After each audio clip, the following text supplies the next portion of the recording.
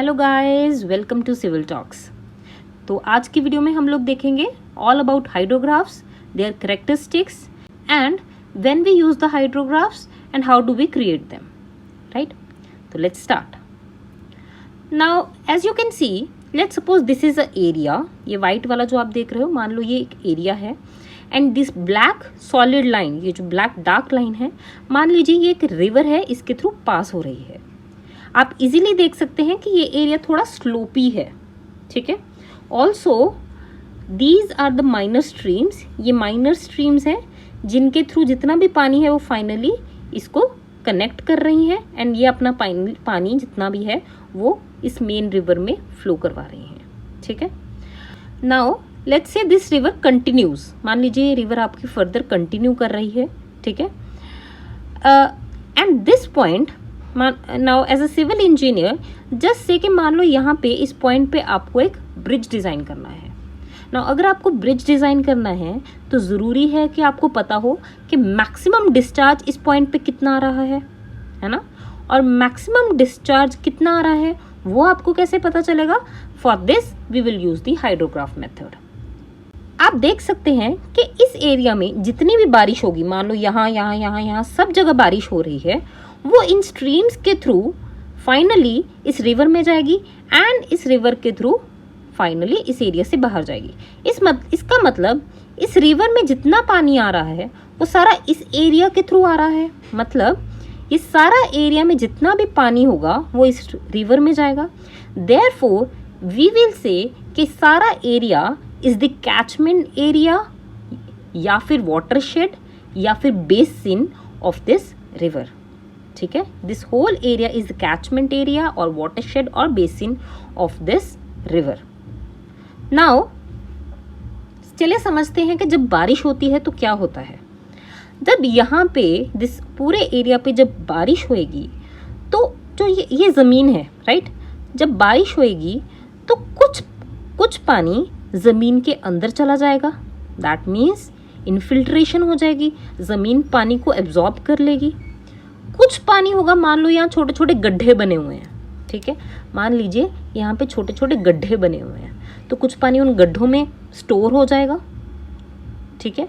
मान लीजिए यहाँ पे आपके ट्रीज हैं, ठीक है, मान लीजिए यहाँ पे आपका ट्री है तो कुछ पानी ट्रीज के पत्तों पे रुक जाएगा, ठीक है।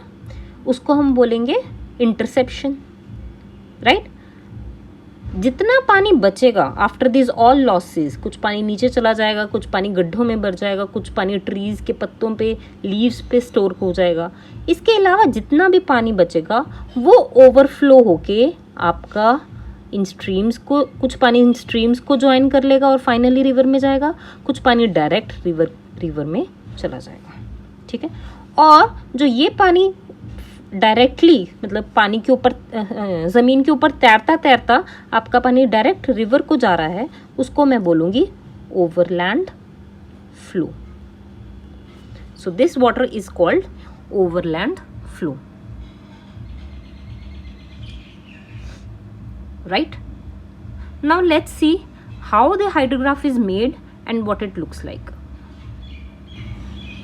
So this is a typical hydrograph and you can see, आप देख सकते हैं कि ये डिस्चार्ज और टाइम के बीच का एक ग्राफ होता है। अब देखते हैं कि ये हाइड्रोग्राफ बना कैसे, ठीक है। Here you can see कि this is basically a rainfall intensity chart where this is the precipitation in centimeters and this is the time. तो मान लीजिए कि इस पूरे एरिया पे कुछ सेंटीमीटर बारिश हुई एंड अब मुझे देखना है कि इस पॉइंट पे मेरा डिस्चार्ज कैसे वेरी कर रहा है, राइट। सो जो ये डिस्चार्ज बाय टाइम है तो बेसिकली ये डिस्चार्ज है आपका इस पॉइंट पे, ठीक है। Now as you can see कि इनिशियली कुछ डिस्चार्ज ऑलरेडी फ्लो कर रहा है, मतलब दिस वन, कुछ डिस्चार्ज स्टार्टिंग में एट जीरो टाइम डिस्चार्ज कुछ ऑटोमेटिकली फ्लो कर रहा है। और वो कौन सा है?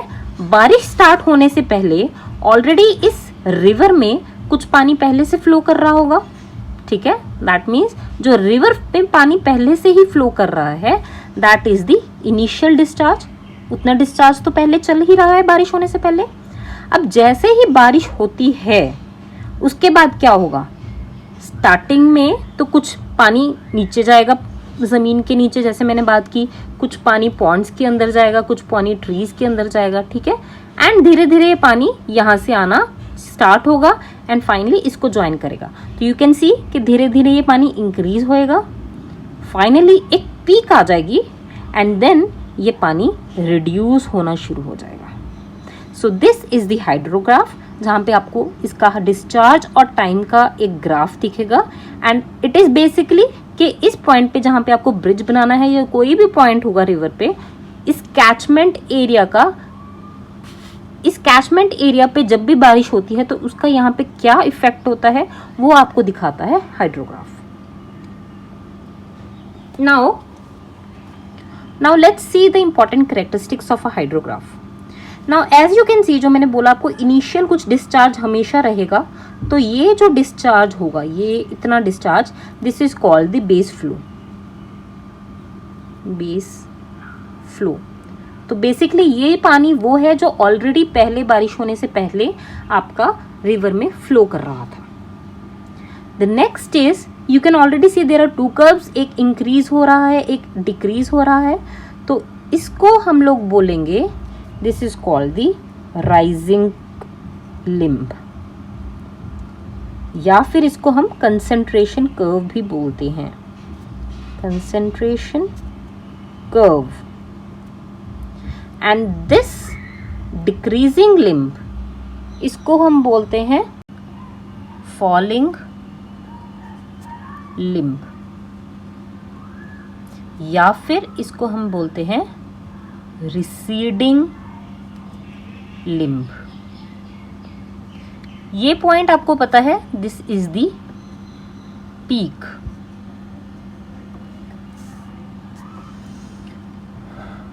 And as per the time, starting से लेके जो पीक का टाइम है, दैट मीन्स ये वाला जो टाइम है, इसको हम बोलेंगे peak time. From the centre of the rainfall, ये आपका रेनफॉल हुई, तो रेनफॉल के सेंटर से पीक तक इस टाइम को we will say this is the lag time. So these all were the characteristics or main points of the hydrograph. तो आई होप आपको हाइड्रोग्राफ समझ में आ रहा होगा कि बेसिकली ये हमें बताता है, ग्राफ है ये जो हमें बताता है कि जो मेरा रिवर है उसके ऊपर एक कैचमेंट एरिया पे अगर बारिश होती है तो उसके ऊपर क्या इफेक्ट पड़ता है ओवरलैंड फ्लो का, क्योंकि बाकी तो सब पानी हमारा इनिशियल लॉसेस में कवर हो जाता है। ठीक है, नाउ लेट्स सी कि कौन कौन से फैक्टर्स हैं जो मेरे हाइड्रोग्राफ को इफेक्ट करते हैं, राइट। तो there are two type of factors which affect my hydrograph. The first one being physiographic factors.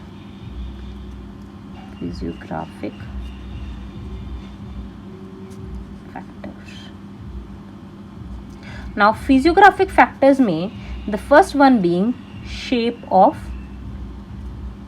the basin. Now इस बेसिन का शेप कैसा है उस पर डिपेंड करेगा कि मेरा हाइड्रोग्राफ कैसे बनेगा।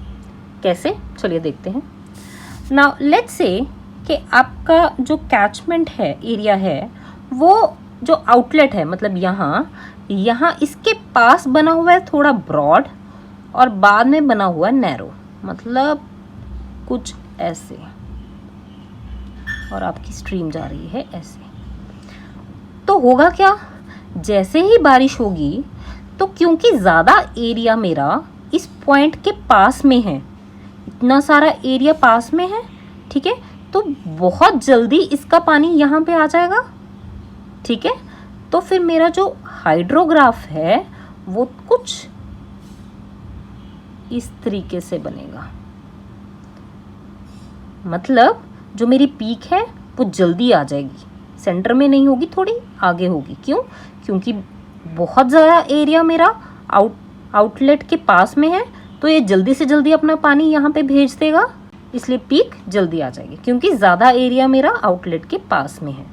और अगर ये ऐसा हो कि ज़्यादा एरिया मेरा आउटलेट के दूर हो, मतलब कुछ ऐसा, तो क्या होगा, बहुत ज़्यादा एरिया मेरा आउटलेट से दूर है तो ज़्यादा पानी कब आएगा, बहुत टाइम बाद तक यहाँ पे पहुँचेगा।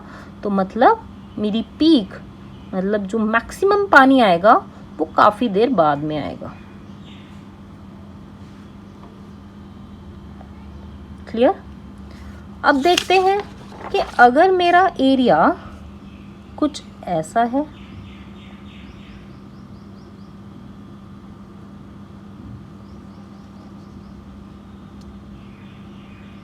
तो क्या होगा, तो ऑब्वियसली इसका हाइड्रोग्राफ कुछ ऐसा बनेगा। पहले इतना एरिया अपना पीक यहाँ भेजेगा, फिर बाद में ये एरिया अपना पीक यहाँ भेजेगा। क्लियर?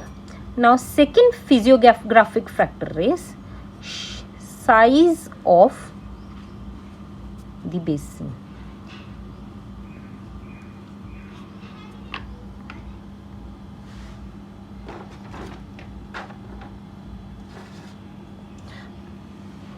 मतलब इस बेसिन का कितना साइज है, ये बड़ा बेसिन है या छोटा बेसिन है ना। अगर आपका बेसिन बहुत बड़ा होगा, ठीक है, अगर आपका बेसिन बहुत बड़ा होगा तो नेचुरली पीक भी ज़्यादा आएगी क्योंकि बहुत सारा पानी आएगा यहाँ पे। तो एरिया ज़्यादा है तो बारिश ज़्यादा पड़ेगी, ठीक है, तो पानी ज़्यादा होगा, पानी ज़्यादा होगा तो पीक ज़्यादा आएगी, ठीक है। तो इसका कुछ हाइड्रोग्राफ बनेगा ऐसे। एंड यही अगर आपका छोटा सा बेसिन होगा, तो अगर आपका छोटा बेसिन होगा तो इसकी पीक भी कम होगी और इसका टाइम भी कम होगा, कुछ ऐसा छोटा भी बनेगा और पीक भी छोटी होगी। इसका पीक भी बड़ा होगा और ये भी बड़ा होगा क्योंकि पानी बहुत ज़्यादा है, ठीक है, इसमें पानी बहुत कम होएगा। The next is slope of basin. Now अगर आपका ये जो एरिया है ये ज़्यादा स्लोप पे पड़ा होगा तो इसका मतलब पानी जल्दी से जल्दी नीचे आएगा, और अगर ये ऐसा पड़ा होगा तो पानी कम धीरे धीरे आएगा नीचे, यहाँ पे इस पॉइंट पे। अगर ऐसे होगा तो कम धीरे धीरे आएगा, और इधर अगर ऐसा होगा तो इस पॉइंट पे बहुत जल्दी ये पानी पहुँच जाएगा। तो स्लोप पे बहुत डिपेंड करता है। अगर आपकी स्लोप हायर होगी, दैट मीन्स अगर हायर स्लोप होगी तो आपका पीक जो है, पीक ज़्यादा होगी, एंड आपका जो टाइम है, base time. Now base time क्या होता है, बेस टाइम इज ये this whole thing is base time, ठीक है। तो अगर आपकी स्लोप ज़्यादा होगी, मतलब ये कुछ इस तरीके से होगा, तो पानी जल्दी से जल्दी नीचे आएगा। पानी जल्दी से जल्दी नीचे आएगा तो आप क्या होगा, पानी जल्दी से जल्दी नीचे आएगा तो आपका ये कुछ इस तरीके के बनेगा, ठीक है। और अगर ये कुछ ऐसा ना हो कि ऐसे होगा तो पानी धीरे धीरे नीचे आएगा। अगर स्लोप आपकी लेस होगी तो क्या होगा, तो यही वाला हाइड्रोग्राफ कुछ इस तरीके से बनेगा। तो अगर आपकी स्लोप ज़्यादा होगी तो पीक ज़्यादा होगी और ये जो चीज़ है ये कम हो जाएगी, तो आपका बेस टाइम जो है वो क्या हो जाएगा, वो हो जाएगा रिड्यूस। और यही आपकी अगर स्लोप कम होगी तो आपकी पीक क्या होगी, ज़्यादा, और बेस टाइम हो जाएगा, दैट मीन्स ये जो टाइम है ये टाइम हो जाएगा increased. Your next physiographic factor is, that means the fourth one is drainage density. Now what is drainage density? It is the total length of streams divided by catchment area. मतलब drainage, इसको मैं हटा देती हूँ, drainage density is, ये पूरी streams जितनी भी ये स्ट्रीम्स हैं इन सबकी टोटल लेंथ को टोटल कर लो डिवाइडेड बाय दिस एरिया। ठीक है, नाउ अब बताएं जितनी ज़्यादा ये स्ट्रीम्स होंगी, ठीक है, जितनी ज़्यादा ये स्ट्रीम्स होंगी उतनी जल्दी पानी यहाँ पहुँचेगा, ठीक है, और उतना पीक उसकी ज़्यादा होगी, ठीक है, और जितना ये स्ट्रीम्स कम होंगी तो धीरे धीरे पानी आएगा तो उसकी पीक कम होगी। तो अगर मेरी ड्रेनेज डेंसिटी ज़्यादा होती है तो आपकी पीक होगी ज़्यादा, और अगर आपकी ड्रेनेज डेंसिटी कम होगी तो आपकी पीक होगी कम। Now next is, that means B is your climatic factors. Climatic factors. Now climatic factors में आपके आते हैं, first is intensity of the rainfall,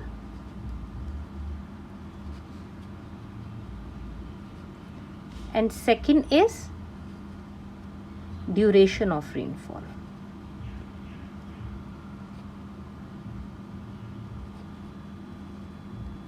Now first है intensity. Now जब हम इंटेंसिटी की बात करेंगे तो हमारी ड्यूरेशन क्या होगी, फिक्स। मतलब अगर ड्यूरेशन फिक्स है मेरी, मतलब अगर बारिश 2 घंटे के लिए ही हो रही है और मेरा पानी मैंने पहले से ज़्यादा इंक्रीज कर दिया, मतलब पहले 2 घंटे में कम बारिश पड़ रही थी, अब 2 घंटे में ही ज़्यादा बारिश पड़ी, तो ऑब्वियसली क्योंकि बारिश ज़्यादा पड़ी तो पानी ज़्यादा इकट्ठा होएगा यहाँ पे, और पानी ज़्यादा इकट्ठा होएगा तो मेरी पीक क्या होगी, इंक्रीज होगी। तो अगर मेरी इंटेंसिटी इंक्रीज होती है, दैट मीन्स अगर मेरी इंटेंसिटी इंक्रीज होती है तो क्या होगा, मेरी पीक इंक्रीज हो जाएगी क्योंकि पानी ज़्यादा पड़ेगा, और मेरी अगर इंटेंसिटी डिक्रीज होती है तो मेरी पीक क्या होगी, डिक्रीज हो जाएगी। Similarly let's see duration. अगर मेरी duration, obviously now what I will do is I will keep the intensity fix. तो अब आपकी इंटेंसिटी फिक्स है पर ड्यूरेशन चेंज हो रही है, मतलब पहले उतनी ही बारिश आपकी मान लो 2 घंटे के लिए पड़ रही है और बाद में आपकी वही बारिश आपकी 3 घंटे के लिए पड़ रही है। तो जब आपकी ड्यूरेशन इंक्रीज होएगी तो ऑब्वियसली अगेन पानी आपका इंक्रीज होके जाएगा, और जब पानी ज़्यादा डलेगा तो ऑब्वियसली आपकी पीक इंक्रीज होएगी। तो ड्यूरेशन ज़्यादा तो पीक ज़्यादा, एंड ड्यूरेशन कम तो पीक कम। So this was all for today guys. अगली क्लास में हम लोग कुछ एग्जाम्पल्स देखें हाइड्रोग्राफ पर। Till then good bye, and subscribe भी कर देना ना प्लीज़।